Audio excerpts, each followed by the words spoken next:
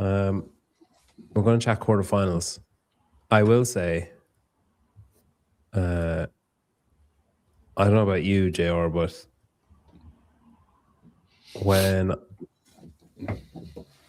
I organized this show, I thought, wow, we're going to have to do so many adjustments, and it's going to be so fun watching JR work through and say, like, oh, how can the everyman do this workout? And then I saw the workouts coming out, and I was like, I feel like if I can do all but one of the movements in one of the workouts, we've got a problem. But this is going to be a quick show. What do you make of them? No, I don't think so. I think there's a lot to discuss and maybe disagree on. Here's the deal. I think this is not what we've become accustomed to at this stage. So for the past 5 years, we've become accustomed to a certain level of difficulty, a certain level of skill, a certain level of load, and also the structure of most of the workouts being this like bottleneck style where a lot of people can play, but then everyone gets to a point in the workout, whether that's the second round or the third round, where there's clear separation between the people who are like maybe in the 24th and 25th percent, and then maybe the people who are in the top 10%. And then again, when the people that are in the top 1% who, are moving on after this stage into either an online semifinal stage or an in-person semifinal stage.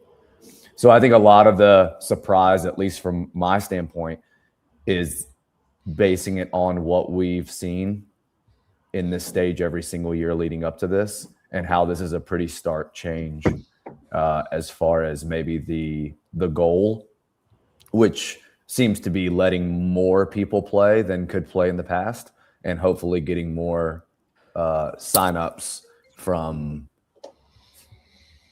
the community. So yeah, that's kind of like my brief synopsis on it. I mean, obviously we can dig into the programming of it all, but I expected the workouts just to generally be more challenging from a skill and load perspective. I know that intensity is everything in CrossFit, and I know that if it's just a little lighter or the rep schemes are less or the skills are not as dense, cool, that just means go faster. Like I get all that. Yeah. Is there a potential of this causing a big problem though? Like if you have, so you look at, say, some of the events did their own qualifiers. Like French Showdown had their own qualifiers. Mayhem was just invites, wasn't it? Like they just picked whoever they wanted to come, whatever. So they can kind of avoid this happening. But say hypothetically, Hiller hadn't done that video on your one, the cheater from Holland, and she doesn't get caught and she makes it to quarterfinals and does the same thing at quarterfinals, or just is just fit enough to get through quarterfinals because there's no actual like hurdle or no gate. And then she qualifies for like French Throwdown or Syndicate or whatever, and then goes there and is just like standing looking at a bar for 3 of the workouts, or looking at some skill that like hasn't come up. And like, because I know that you're like, I've listened to you talk about programming. It's like, well, you sort of don't want someone to get to the games and get found out, like having gone through your semifinal. Yeah, so should it not be the case that you don't want someone to get to semifinals and get found out having gotten through quarterfinals, and you don't want someone to get to quarterfinals and get found out having gotten through the open? Yeah, I mean, I think it's just more of a vetting process and more of a screen for the next stage. So like in years past, we've been accustomed to seeing rope climbs in this stage a lot. So, gyms at least have one 15-foot climbing rope or whatever. And while like legless rope climbs don't come up in quarterfinals, most of the time they will come up in the semifinal stages. But because of the volume that's usually required, or like in a workout where it was chest to bar and then bar muscle ups and then a set of 9 rope climbs at the end where that really started to separate people, we at least know that, hey, they have good grip stamina. They're probably going to be able to handle this progression of the movement in the next stage. So when you don't get some of those intermediary skills that you usually see in live competition, it starts to make competition organizers maybe a little bit worried that their programming is going to be so far from this stage that you're going to get people there that can't really showcase the workouts until maybe the last couple heats. And as a programmer, you want everyone to be able to enjoy the workouts and not be caught staring. And I'm not saying that's going to happen, but the workouts the competitions you alluded to maybe are breathing a big sigh of relief because they chose to do their own qualifiers, and they could pick movements in their qualifier that would screen for their in-person competition. Whereas like we invited the top 20 people, but I think only 7 or 8 of the females and maybe 5 or 6 of the males accepted. And then some of them are going to qualify at Mayhem and Legends, which means that we are going to basically be giving 35 to 37 spots for Syndicate based on the opening quarterfinals. And that's just the way it is. So do you think to be qualifiers for 2027? No, not necessarily. Like I said, I mean, using all the history that we've had, I mean, I was very confident going in that the open would be really accessible, and then the quarterfinal stage would really start to weed some pretenders out, especially when it comes to load and to skill. So Jamie, how many people did you have qualify? You know? Ooh, 3? No, I think. Oh, why are you being nasty? I think 25% of signups I think we got through. Well, so you actually hit the mark. Yeah. As an owner, then, so are you like, yeah, this is great. This is like, it's so easy for us to implement these in a class and not like, have to really think outside the box and not have to like close down the gym for the like 10, 15 people or whatever. No, we are doing that. We are doing that. So we're still moving it to the weekend. We're still putting something on for those guys at the weekend. We're going to have like Saturday afternoon and Sunday afternoon for anyone that kind of wants to mop it up. And we're just going to make something a little bit more special out of it for those people that want to do it. Rather than in the class, we'll like shove some of the workouts in. But in the past, when we've made it something, even if it was for a small group of people, when we've made something a bit more out of it, it's been quite a nice feeling for those guys that have like gone, right, it's 25%. I feel like I've earned my way here. Yeah. I'm reluctant to ask Johnny anything because I feel like I can see him move, and I'm wondering, is he moving to music or is he just like nodding along? Depends how much you like rap music, really, in the background. What we got on? It was Biggie, but I don't know what this is. Oh yeah, that's a classic. Yeah. That's a classic gym. I don't gym mind playlist. as long as I just wish they just said beforehand, like, this is the game season. We're going to go open and quarterfinals. The quarterfinals are going to be way more accessible, and there's going to be things you can do. They're basically workouts you can do in a class, essentially. There's no ergs, there's no ropes, there's no GHC, so it's basically like affiliate level quarterfinals. But I think there has to be something higher skill or heavier in it if you're going to get the right people to semifinals. But we're doing it. We're going to program it Friday, Saturday, Sunday, Monday, or Thursday, Friday, Saturday, Sunday, one workout a day. But I think will you get the class to do it as well, or just let the people that qualified do it? So we're going to do it in a class, and then the people that are qualified, we're just going to run it in 2 heats and get everyone judging again, like the Open, essentially. Interesting. Going to get copyright. Yeah, I'm going to lose my 16 cent that I usually make off this show. Before we go into the workouts too much, I want to show this, and then I want to just crash out on someone that was commenting on it. So we've launched this. Most of the people that we've had calls with, or the guys have had calls with, have asked about something more long-term. The guys obviously run, like JR has his gym, kids, syndicate, not in that order, but there's priorities. Jamie has, Donna to answer to, the dogs to walk, one of them to walk, one of them to carry. Johnny has like seminars, 179, all the rest. So we thought that instead of just doing one call and then people like after saying like, wow, that was great, like shit, maybe I should do another one. That if we just said, here's 9 weeks, you get one call with Jamie every week, one call with Johnny every week, one call with JR every week, and you get an hour with them, everybody who signs up. So there's 5 spaces, because obviously if we did more than 5, it's just going to be too much and the guys are going to get sick of doing it and they're not going to want to do a second run of it. So we want to give attention to each of the people, and what we want to avoid doing is doing that sort of cookie cutter approach of like, here's what your gym should do, and then people are in this group call with 20 other people being like, but I did that 4 years ago, like I've already started doing that, or like that doesn't apply to my gym or whatever. So everything is going to be specific to you and unique to you, unique to your gym. Jamie will go through all the business stuff, all the like sales funnels, the, you know, how much you should charge for the oxygen in the upstairs part of the gym, like whatever it is that you want to make money off. JR will go through your programming. You can set it ahead of time. He'll look at it. He'll go through a call with you.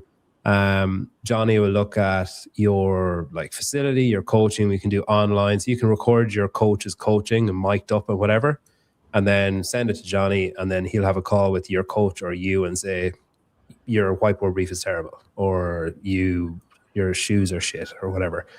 And you'll get it for 9 weeks. So there'll be a sequence to it that you can follow. You can come back to Jamie the following week. Hey, I tried that thing that you told me to do and I couldn't do it, or whatever. Johnny will call you fat. Yeah. So the aim being that after the 9 weeks, you just won't need any of them. That's the point. That you won't need to come back and you won't need to like subscribe, or you won't need to do anything beyond just implementing what you need to do. So people that are at 150, we want to get you to 200 and so on. We want to make the good gyms great, basically. There was a guy commenting on it saying, oh yeah, only 5 spots, but we'll take 10. And I was like, no, like it's literally 5. And it was like, oh yeah, why don't you just admit it's a sales tactic? I was like, no, like we will not take 6. Like there's only 5 spaces because the guys have to do a call every week. So I sent him a message and I was like, hey, the guys doing a call every week, we're not like, we can't do that. So that's why it's 5, and it will only be 5.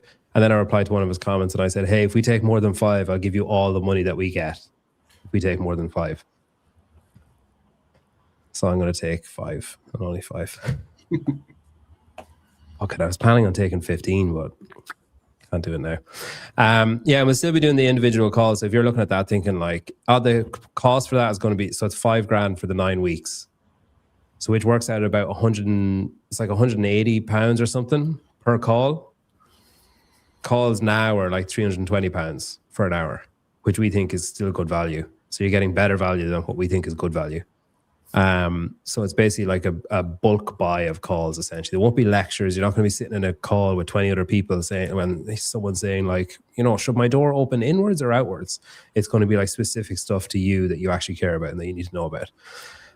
Johnny had a visit with Leamington last week, and I asked for a 3-line review from Satiris, who owns Leamington, and I got like a novella of just like praise, which was great. I mean, I'm gonna have to cut it down so much, but it was great. It was a nice read.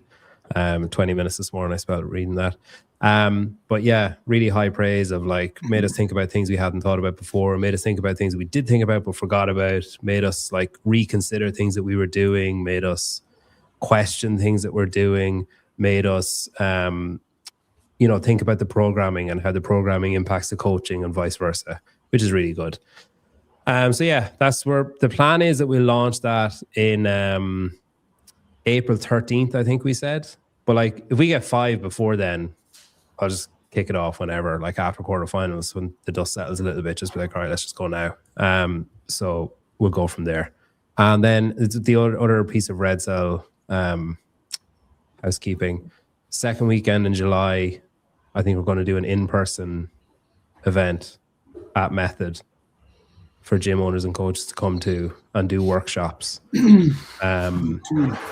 We'll have the 3 guys will be there. We'll have some people there about like media, front of house stuff. There'll be different workshops. You'll be in small groups, so there'll be only be like 8 to 10 people in each group. So again, very specific, and you'll be able to ask questions and stuff rather than just it being in a room with 250 people where someone's saying charge your members more. It'll be like specific to you. That might be the advice, but you'll be hearing it in a small group, which is great. All right. Back to we'll let JR pipe up now. Where's my other tab gone? Here. So quarterfinals. Are you just running these as a class, JR?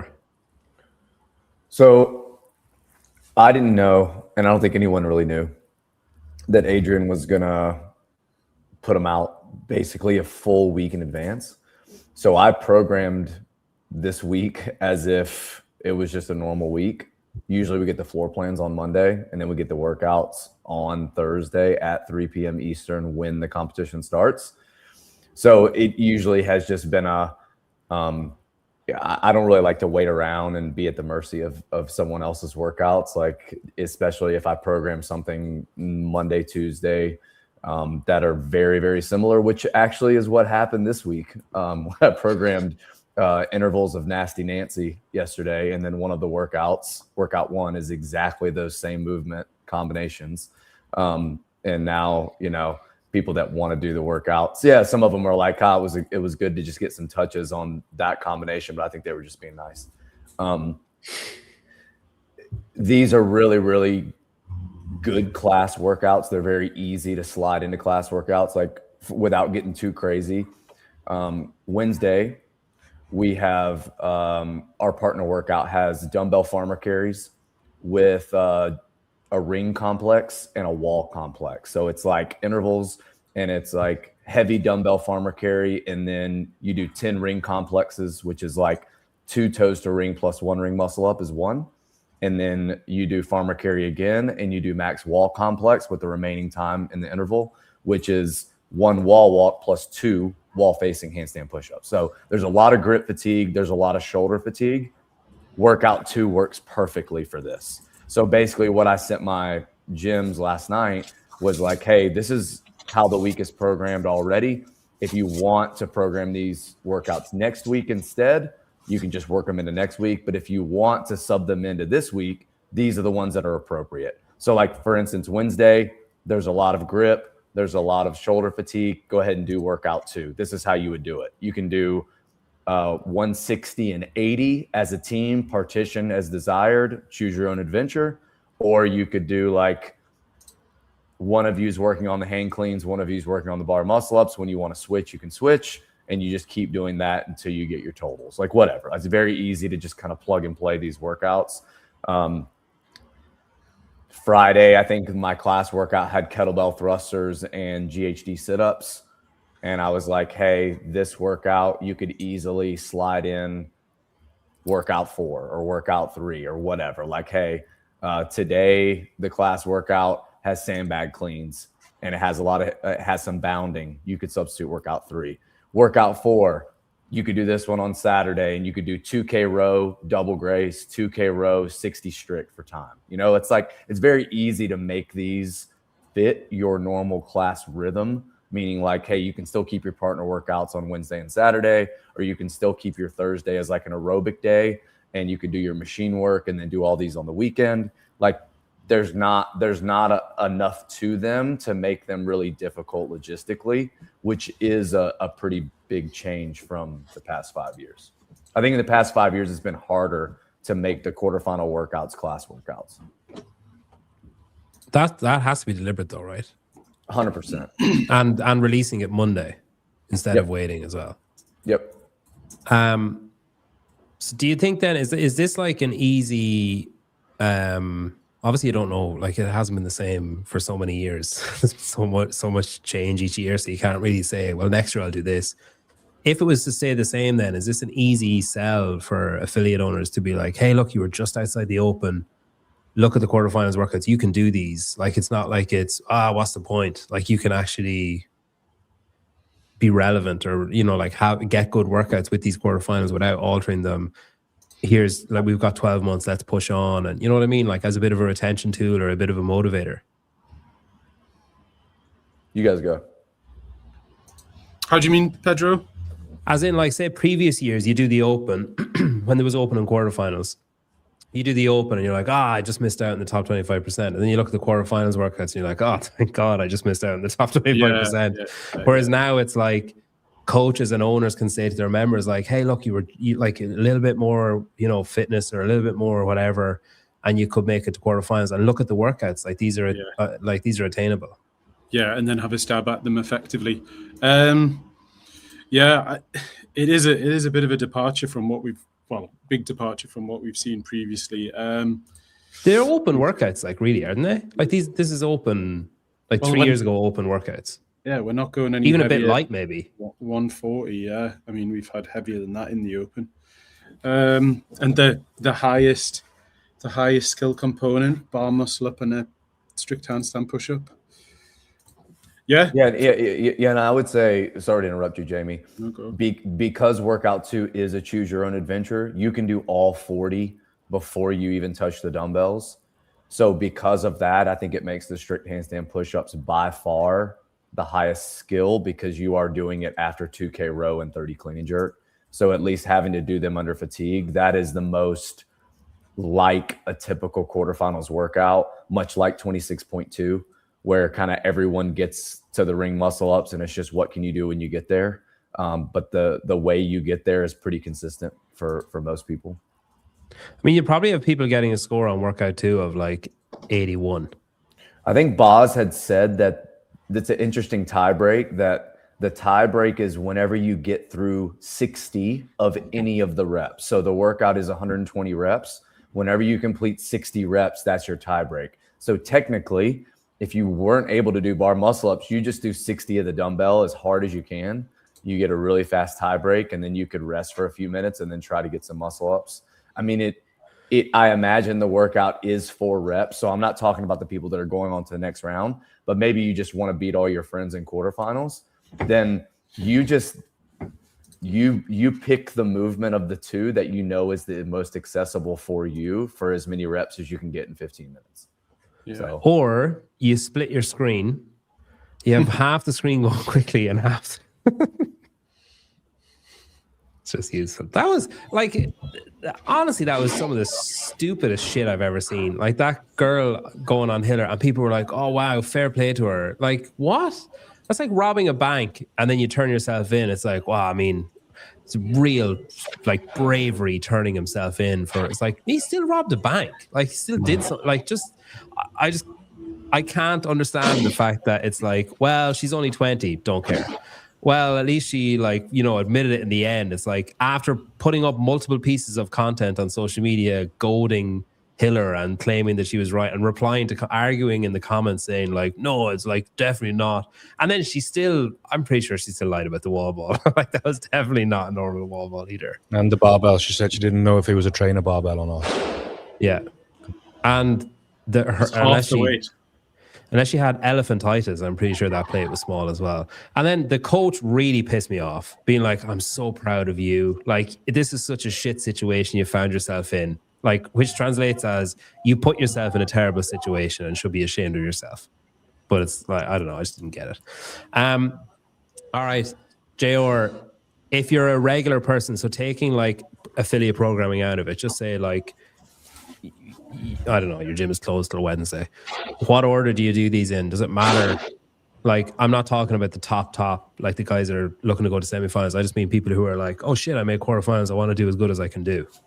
Sure. Yeah. I think this year, I would say there is less of a clear order versus the years past, where we had something really heavy that everyone wanted to go ahead and do when they were fresh.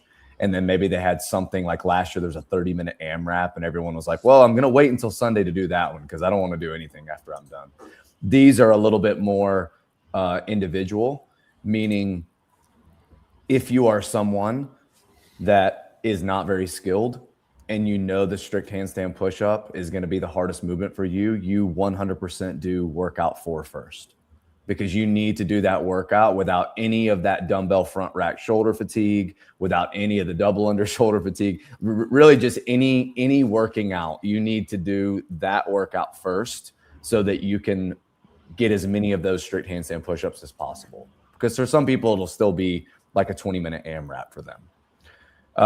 Likewise, if you are someone who is good at strict handstand push-ups, let's just say that your max deadlift is 350 pounds and you're a male, then you probably want to do workout 3 first. Because while there's not a ton of pulling from the floor, there's still a lot of hang dumbbell cleans, which is still going to fatigue the low back a lot. You've still got the rowing and the 30 cleaning jerks, which is still some hinging.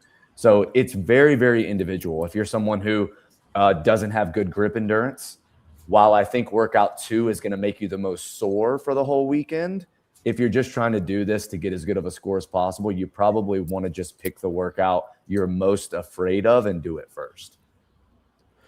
Is there room for doing any of them, like, or any of them, that first one maybe? Like, you probably do that a couple of times if you needed to. Would you? The rest, like, you're not going to want to do 2 twice, are you? No, I think for most people, the one that most people will do first is workout 1 because it's the lowest volume and it's probably going to beat you up the least amount heading into the other ones. It's also one that you can redo like on Monday, and you could still probably go faster just having a time to beat and just knowing how it feels.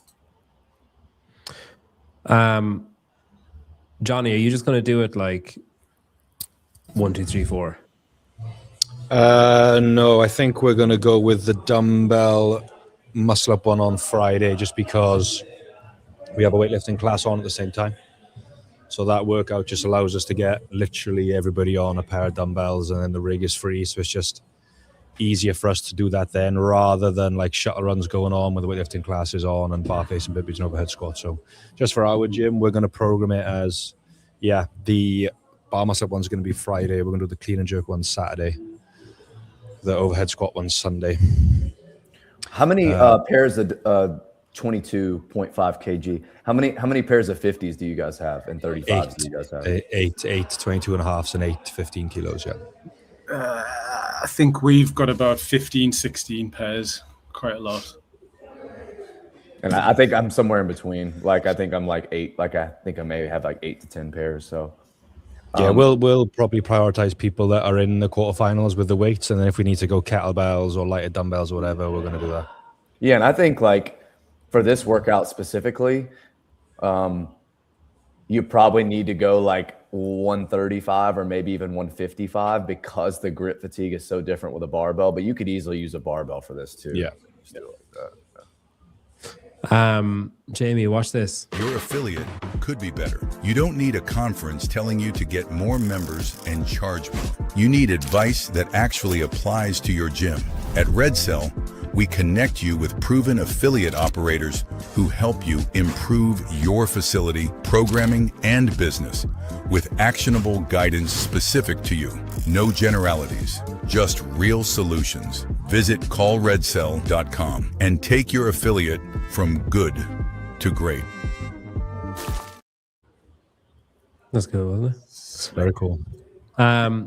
Jamie, so you're basically running Friday Night Lights, but like 4 times over the weekend then? Are you going to like barricades, like the usual, like what you did the coaches, or no? Nah, nothing like that. I think we've so like quite a few people qualified, but I don't think we'll get everyone to sign up. Some people, might have different stuff on that weekend. I don't know, but we'll say we get like a group of 20 people. We might set up like a couple of different workouts kind of going on. So like the dumbbell hang squat clean can go on one side. Like the double under deadlift one can go on while that's going on. And then maybe pair the other. We probably need everyone to do the shuttle run one. So what would you do? Just swap? Yeah, we just divide them into groups and say like so 20 people, and then you're going to go down into 2 groups of 10 and then pair up within those groups. One person does the workout, one person judge, flip-flop over, then flip-flop people to the other side of the workout. Like we've done that and rotated people through previously, and it's worked all right. Was there 5 workouts previously? Though? Yeah. Yeah. Last year they did 4. There was none last year, was there? Sorry, the year before they did 4. Is it do you think it's time for people for, I guess, like Dave sort of said it, like this seems to be Boz saying it, but like CrossFit haven't actually said it. But do you think it's time for them to start marketing it as, like, overtly marketing it as the open is a mass participation? We want as many people as possible to be able to complete the workouts or do the workouts without like many hurdles for them to cross, like many insurmountable like hurdles for them to cross. And then to start looking at the open and quarterfinals as whatever, a 7 workout qualifier for semifinals, like to start viewing it that way and saying it that way, that it's like for someone like, say, like any of you 3 guys, you all qualified for quarterfinals. So then it's like, right, here you go. You're going to do the open and then you're going to do quarterfinals. And over the course of the 7 workouts, you will get what you historically would have had in 5 weeks of the open. Because this just seems to be pissing people off. No? Like, it seems that people's main gripe is like, bring back 5 weeks of the open. And then other people are saying like, it's too easy. And it's like, does that not answer that? I think the minority couldn't be louder and couldn't be a smaller minority. Like, I think that most people probably are glad that they can do them, and it will make them sign up because they can do them. And I think there's a very small bring back the good old days crowd. The test is all that matters crowd. This is supposed to be crowning the fittest. I think that the group that is just really, really, really longing for yesteryear is a lot smaller than the people who are happy about the workouts. Do you think it's just louder then? Yeah, I just think a lot of those people are the ones that are in front of cameras. Yeah. Present company, I accepted. mean, it's easy. It's easy for me as someone who has a lot of people who qualify for quarterfinals, people who are doing them to try to move on to the next stage, who are doing them to try to qualify for other competitions or whatever, and have also been doing them over the last 4 or 5 years. It's really easy for like me to be stuck in that bubble versus the bubble of a gym maybe that only has a handful of people that are just pumped that they made it, and they have not done them in the past because they've been too difficult, and it's been kind of a big letdown. Like, I don't know what that environment is like. So I think it's just the bubble that you're in. Yeah. And then obviously using them to get like all those people at check-in that come to Syndicate are getting to Syndicate because of these workouts, all but maybe 4 or 5 of them. And some of them would have made it regardless, but I would say there's going to be at least 10 out of the 40 that made it to Syndicate because this is the test to get there. Oh, they're going to be obliterated. This year we'll have far greater percentage of our qualifiers sign up with this kind of workouts, different for sure from what we have, but I can sign up. Yeah, like it's a lower lift sales wise, isn't it? Yeah. Like you're not going to have people look. Okay, you will have some people look at the workouts and be like, those yesteryear people be like, I'm not signing up for that. Like, I want like, you know, heavy snatches and I want whatever. But like most people who historically would have been like, I'm not doing that. Like I've reached the edge of my territory here. Now are saying like, yeah, I mean, it's only, what is it? $45? What is it? How much is it? $50, which is like £10 now. The workouts have been overwhelmingly positively received from people in my gym, but then I've got no one that's going to be going to individual semifinals. It's like, oh, I can actually do that weight overhead squat, and I can actually do a couple of muscle ups, and I can actually do the deadlift weight to a certain point. So yeah, for those people, it's way more accessible, which is going to help for the amount of people that actually sign up for it. I would say if they explain that ahead of time, where it's going to be like, it's going to be more accessible than years past, it would have been easier again, because now people have basically seen the workout and then 3 days later decide whether they're going to sign up or not, and they have to do 4 workouts over 4 days, which is a difficult lift, especially if it falls on like a Sunday having to do one. But if you're a higher end, if you're looking to qualify for semi-finals, I guess you would be looking for something that maybe separates people out a little bit more, other than just getting through reps quickly, being able to handle higher volume. Yeah, someone made a good point too. The submission window closes Monday, not Sunday. It's the 26th to the 30th, which is 5 days, not 4 days. So they actually have until Monday. So they actually have a full week with the workouts, like an entire week, and then they have 5 days to do 4.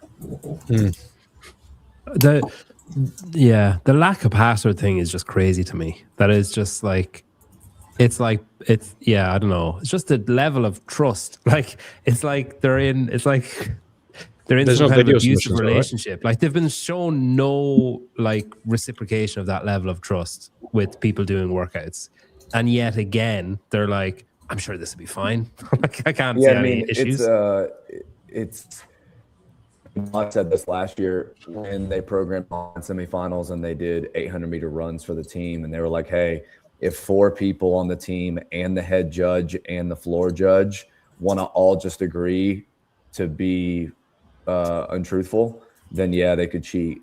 But the fact that you need that many people together just agreeing, yeah, let's just not do it right. Let's just do that. He was willing to basically bet that there's not going to be that many people that would all be okay with that.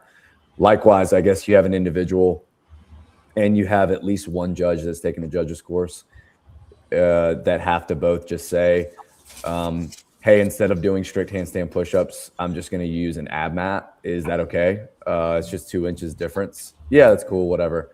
And do that. I mean, I get that mindset, but unfortunately, people lie and people cheat, and that's just kind of even unintentionally. Like, how many times was it last year where we had the shuttle runs where people were like, people did half the reps, and it was kind of like, yeah, that's fine. And it was only because videos went up that people were like, Hiller was counting, saying like, that's not right. Yeah, I think I said on Shut Up and Scribble yesterday, if you look at the programming too, like, in my opinion, the things that you normally see at the quarterfinal stage that people do not do is they don't measure their ropes on camera, and it's clear that they're doing like one pull and touching, so they're probably going to like 13 feet, and that's a huge difference if you have like 15 rope climbs in a workout, or they're using a GHD that's like clearly really close to the ground and it's not to standard. But so you see those movements are removed this year. Like, we don't see those 2 movements, and they'll probably just show up in semifinals. But you look at like the fast overhead squats, like that's a sprint workout. And for a lot of people, maybe the load will slow them down, but not for the people trying to qualify for the next stage. So just the amount of flashing of the hips with those 40 reps will get dangerous. That workout is so fast anyway. I mean, seconds are going to be hundreds of spots on the leaderboard. You look at the extension on the hang squat clean. Like, if you don't think people are going to be bringing the hands down early when they're going to extension, like, you're crazy. I mean, that's like, those are 2 movements right there. Not opening up on the deadlifts. Like, those deadlifts are fast, man. And there are a lot of people that can rip all those unbroken. So there are some issues as far as like holding the floor judge to a really high standard and expecting them to hold the athlete to a really high standard, knowing they're not going to have their videos reviewed by anyone else, and knowing just whatever they do on the floor is what's going to stand.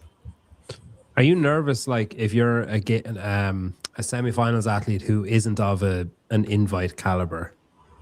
Are you nervous thinking like, God, even if I do my absolute best, there's some, if you're a Heat 2 semifinals athlete, even if I do my absolute best, if someone does half the shuttle runs and gets away with it, I'm out. I missed my shot, even though I've earned it. Yeah, and I think it might be a little bit more so if I move really well, I may get punished for it. Mm-hmm. Versus what if these people don't count the shuttle runs right? Yes, there will be some people that do that, but those same people, I have a hard time to believe their other 3 scores are going to be good enough to even make them relevant. Yeah. Is 4 enough then? If you're should there be more? If it's like no online review, no. I don't think the number of workouts is the thing. I think there are a lot of clear you can or you can't movements. Like you're not going to really, like with 40 bar muscle ups that are that dense in a grip intensive workout, you can't really fake that. Likewise, you can't really fake the strict handstand push-ups under that level of fatigue. But for me, it's more the weightlifting movements and how fast they are that I think it's going to create a lot of issues with, like I said, movement quality. I think that's going to be big. Yeah, especially on the overhead squat and the deadlifts. What's the loop standard? I don't know what he's talking about, but I really like that on the dumbbell hang cleans, the first rep can be pulled from the floor as a squat clean. I think that's there's no online review, so there wouldn't be a hey, you didn't deadlift the first rep every time, so we're going to take all these reps away. But I just think in general that was a really good move. And I also think that not specifying whether or not you can go between the legs or you have to stay outside the hips is a really good move, and just let people do it whatever way they want. That's good. Ilsa was basically the Chinese weather balloon testing CrossFit's defenses. Yeah, but Hiller used a laser on it and knocked it out of the sky. CrossFit didn't even know it was there. That's the issue, really, isn't it? The people that are skirting standards will only have themselves to blame if they get caught, because it'll be them posting a story or a reel or a video or something that will catch someone's eye and say, wait a minute, they're not like standing up their deadlifts. Other than that, and even then, I don't know if CrossFit will accept that as like penalty, because if there is no video review, do they have to video their workouts and there's just no review, or there's just no requirement to video anything? The only athletes that have to record are the ones that could potentially be in the top 5, and they'll have to send their videos because they win money. Right. So then, even if I saw something and said it, it's pointless, because they can just say like, "Oh, that was a different workout," or "Oh, that was," you know what I mean? Yeah. Seems weird. Is there any potential in this, Jamie, in quarterfinals? If it was to stay like this for the next number of years, is there potential to have this come close to what the Open offers in terms of like community value for an affiliate owner, or retention potential, or any of that kind of stuff? Is it a difficult sell when it's so close? I will come back to that. But the thing I've been thinking about while you guys have been talking is, we talked about it being accessible and that'll get more people into it. But if we look back at the last time those quarterfinals, 23.1, 23.2, blah, blah, blah, blah, all the way out. For your top 25%, how many of them literally like relish the idea of doing a workout that's got 100 kilo front squats, handstand walks, and muscle ups in it? For the guys that qualified in my gym, they don't see that as frequently in the affiliate program. They certainly aren't going to see it in the Open. This is their chance to show why they're in the top 25%, and they get to like exhibit their skills that's like higher level in front of their people and kind of get that up on a leaderboard. Crossovers, heavy clean and jerks, maybe that could have been a gated one to kind of get people in. I don't know whether we're missing the point with the quarterfinals by making them more accessible. We've whittled down to the top 25. This is a chance for people to say, right, now I can do these kind of like higher skill, heavier workouts. They don't need to be accessible to get more people through. I think if you're in the top 25%, you relish a GHD sit up in a workout because it's just not that frequent at affiliate, and certainly not Open level. I don't know what you think about that. Whether it's actually it's a bit of the wrong direction. I think it's gone too far the other way. I think it could easily be somewhere between those 2 points, where The workouts are more accessible in terms of how many people can actually do them. But I also think, yeah, for that reason, like some people in the gym are just more well-rounded, so they can do things like GHDs and rope climbs, and they can walk on their hands a little bit, deadlifts and handstand push-ups, whatever. So I think if you just made a couple of, like, maybe all of the workouts get harder as they go on, like the deadlift one. So then you go maybe first round's toes to bar, then it goes GHDs, then it goes something else in one workout, just to test to see where people are. Barbell gets heavier in a clean and jerk, snatch, ladder, whatever. I think it could be somewhere in between. I think maybe like an equipment list ahead of the season would be useful. So like open, you're going to need somewhere around here, and then for quarterfinals, you're going to need something around here. And then that comes out at the start of the year.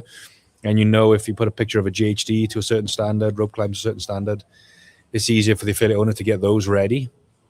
But yeah, you are right. They could put them out like members. Yeah, what was the biggest argument against the open workouts is that like anyone that does high rocks could do the first one and the second one, or the third one, sorry.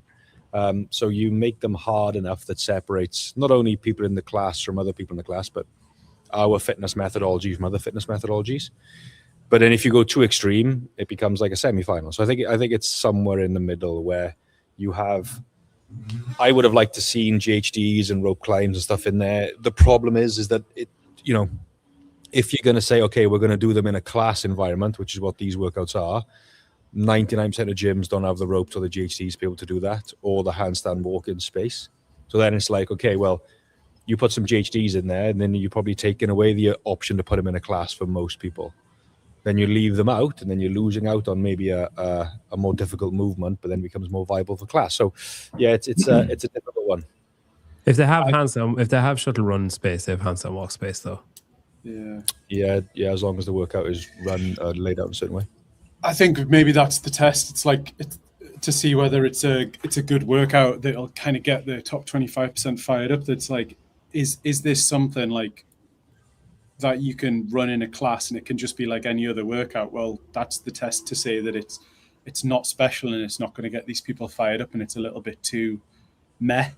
Like, it depends which affiliate you're in. Like, I listen to JR's workouts and I'm like, that's cool. Because there's like flipping pigs and like throwing shit around and like heavy dumbbells and kettlebells and like, but like at 99% of affiliates, they aren't that well leveraged with equipment. So I think that's why we cut it down.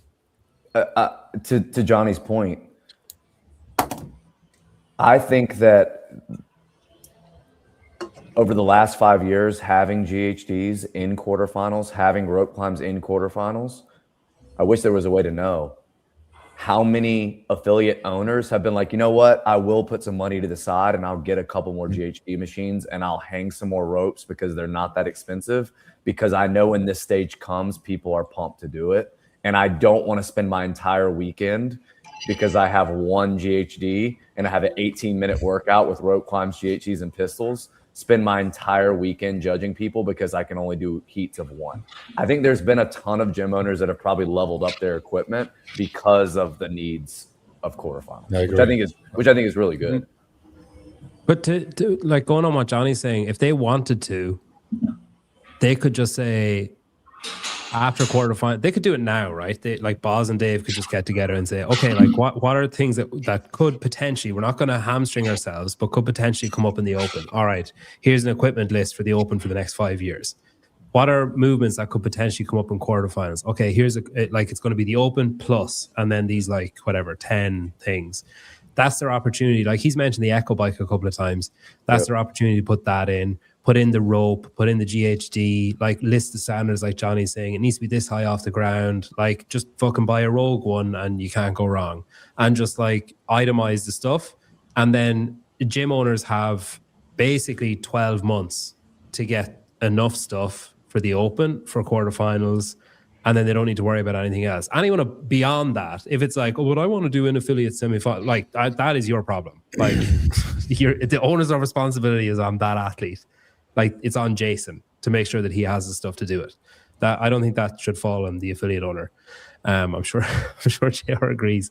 But like the other stuff, it's such low. I just don't know why. And I understand the it's unknown and unknowable, but it's like if it's a list of like 50 things and you use 3 of them, that is unknown and unknowable. Well, the thing is, we used to get equipment lists every year. We got it for the Open one year. We got it for quarterfinals, like maybe the first 3 years. And that was really cool because like one year they included 70-pound dumbbells. Like you need, wasn't there a bench one year or something? Yeah, I mean, that kind of stuff though, like that's what I go off of, because if you look at the online semifinals last year, that Boz program, because we didn't have quarters, they had double 70 overhead walking lunge with GHD sit up. They had rope climbs, right? They had movements that you expect at that stage, and you should just always expect them. Like I just always assumed that they could do 70-pound dumbbell snatches in quarterfinals. I actually thought maybe they would, because they did 50-pound in the Open, and most people have at least a handful of 70s. And it's a challenging weight for most people, but it's a weight that the best people can just like go touch and go on. Like that's a very easy scale up for the quarterfinal level, and it's not putting a lot on the gym owner with equipment. So I think you should just assume you're going to have a little bit more equipment needed for each stage of the season. Those equipment lists were like pretty soon before, though, weren't they? Wasn't it like? I remember I had time to buy, like I had 30 kilo dumbbells and 35, so I had to buy a couple of pairs of 32. So I remember I had time to buy them and get them delivered. Yeah, I don't know. And then like this is can't hide money. Yeah. So I'm CrossFit and I say, okay, let's go to Rogue. And let's say, right, we're gonna do an equipment list for the Open and equipment list for quarterfinals, and we're gonna tell people that they need to get an Echo bike, and we're gonna tell people that they need to get, a GHD and blah blah. On your website, can you put as recommended by CrossFit under these specific products, and have a page of just like CrossFit competitive season, and it's just these specific products, not so that people don't buy the wrong GHD, and then you can put a little CrossFit thing on it. And then we get percentage of sales instead or like how they have like the garage kit, and that's how they label it. Just like label it open competitor kit, prep kit, quarterfinals kit, like whatever, and just be like, hey, look, you can buy 2 of these kits, and it comes with a climbing rope, a GHD, 70-pound dumbbell. It just comes with some of those things that you and a little like CrossFit thing on the end of the Echo bike handles. Like I mean, to your point about the Echo bike, I hope that they just put it out as a possibility and give people 12 months. But I could easily see them in like the online semifinal stage when they're sending 7 people to the CrossFit Games. You just see the Echo bike come up, and it's one of those, well, wait a minute, I don't have one. Okay, if you think you're going to make the games and you don't train in a gym with an Echo bike, like go find one that does, where we don't care. But I could see them doing something like that and just not releasing it and saying, hey, we did it in semifinals. This is your heads up as a gym owner that you should probably have some of these in case we use them in another part of the season. The issue is they won't actually say that. It's all intuitive. So it's like, well, we used them before, so surely you should have bought 12 because he used them at one time. It also gives people the opportunity to say, group of gyms around the area, and go, right, how many GHDs have you got? Okay, well, I've only got one. Well, I've got the high ropes. Why don't we bring your guys over to mine for the Saturday, go to yours on the Sunday, a bit of community building. And then they can all recommend Red Cell to each other. Yeah, they I've been waiting. Well, I've been kind of waiting on the DMs, but I don't think they'll come this year. Where normally every year for quarterfinals, I have a handful of people from maybe an hour away that just say, hey, our gym doesn't have 15-foot ceilings. I need to do my quarterfinal workouts there. Can I come? And I'm like, yeah, that's fine. Like if you really don't have access, come. But because there's no GHD, because there's no rope climb, I mean, you need 25 feet of floor space. I would think that is probably the least accessible movement of the whole competition, and most people have that because of the Open and everything else. So. But even you don't even need it, as in okay, you need it, but you don't need it in the way you historically needed it because you don't have to remain in frame. Like you can go outside the door, run, come back in. Whereas historically it was like, oh, my gym is too small. Yep. Yep. Interesting. I'm going to clip that and send it to, I'll start an email thread with Dave, Katie, and Bill. I'll say, here's an idea. I want 0.0001% of all revenue I'm going to retire on that. the CrossFit. JR can have half because he said the open prep pack. All right. Maybe the real quarterfinals are the friends you made along the way. Maybe that's the way we need to look at it. So we have quarterfinals from Thursday until Monday. And then Mayhem is in like 2 weeks, is it? No, end of April. No, Mayhem is the 17th, 18th. Okay. How And many that's the people do first. you reckon have already done these quarterfinals? Have already done them? I think there's actually a big group of people that don't like listen to all the content and just don't read the rules and everything that are like, oh, those are out. Cool. Let's go hit some of them. Like they don't even know you're not supposed to wait. They just know that maybe you can't submit scores until a certain day. And they're just they're doing them without malicious intent. I do think there are some people out there doing that. Does the leaderboard update, or will it just like on Monday night It's gonna be blind until Monday night. Yep. I mean, I guess that's good because you can't have someone just like some troll just being like, I'm going to add a rep to Colton's score. Yeah. Well, or like the scores automatically validate, and then I think the affiliate owner has to validate them by Wednesday, so you don't get these issues where people are putting in scores that aren't real, but they're feasible, and now it's like making everyone feel like they need to go redo a bunch of them and all that kind of stuff. So, yeah. Interesting. On what day are we? I think on Thursday. I think the boys, Jason, Dallin, Justin, and James are going to do them. Yeah, they're going live for all of them. Yeah. I think other people might be going live too, which is cool. Like we're just going to be flooded with content, which is great. More stuff to talk about. What day is it? Tuesday. Sevon's on in like an hour. No, now he's on now, isn't he? Yeah. And Wednesday. So tomorrow the spin is on. I think I might do a debate this week. I haven't actually asked anyone to do it, but I'll try and find 3 people and do it. And then I'm going to America next week.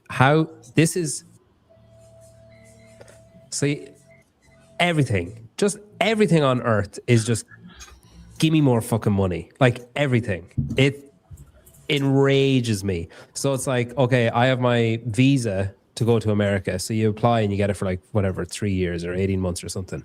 So I have mine. I needed to do one for Orla. Fine, no problem. I do that. I realized I needed to do one for my kids. All right, okay, fine. 3 more. They're all the same price. How is my 18-month-old child the same price for a visa as me? Apart from anything else, he's not employed, so they don't have to look into that. He doesn't have social media, so they don't. So even just from an admin standpoint, it's less of a lift. So surely he should be cheaper. It should be a case of like, if you're over 18, it's $40. Like $40 seems excessive for an inanimate object, basically. He can't even stand at the thing. He's not going to be able to do his fingerprint. So like, what's the point? He's and as well, the 3 kids. I don't have the passports on me, but the 3 kids are babies in their passports. So passports are worthless because I'm going to be showing a passport for a 6-year-old that is an infant, like a toddler, that doesn't even look the same. And like Bodhi is like a almost complete newborn in his one, and it's valid for another 4 years. Yeah. I suppose everything. America still has the monopoly on being America, doesn't it? Until it can that changes. If you want to come in, else becomes America. Yeah. And then on the airplane, on the flight over, it's like American Airlines are like, oh, cool. Here's a family of 4. Perfect. let's sit those together because they've got an infant on lap. So it's probably important that those 4. No, different corners of the airplane. Make them fucking pay to sit together. Unbelievable.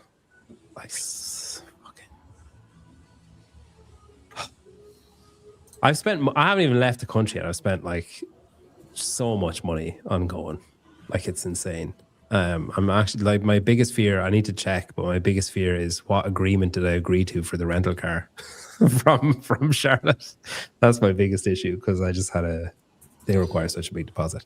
All right. On that note, if anyone wants to sign up for Red Cell's 9-week mentorship plan, drop me a DM or a message. And I'm going to go and clip that then into Joe and Katie and Joe and Bill and Katie, and they might give me like, I don't know, $10. That'll go towards a quarter of it.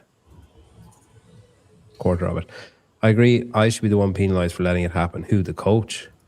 If the affiliate owner validates and there is something wrong with the score, should the affiliate owner receive some form of penalty? But what? Like, what could you do? Charge them an extra $10 on their affiliate fee? Charge them the cost of the judges course. So their affiliate fee is $4,500 plus the judges course cost for every mistake. Bad Google review. Yeah, just a 1-star review. CrossFit are never gonna make you lose your affiliation. You have to try really, really hard to have that repealed. They'll make you agree to an extra 4 years before they take it away from you. All right, thanks, JR. Thanks, Jamie. Thanks, Johnny. Thanks, everybody, for watching. Go to callredcell.com. You can improve your affiliate. Maybe get more people to quarterfinals.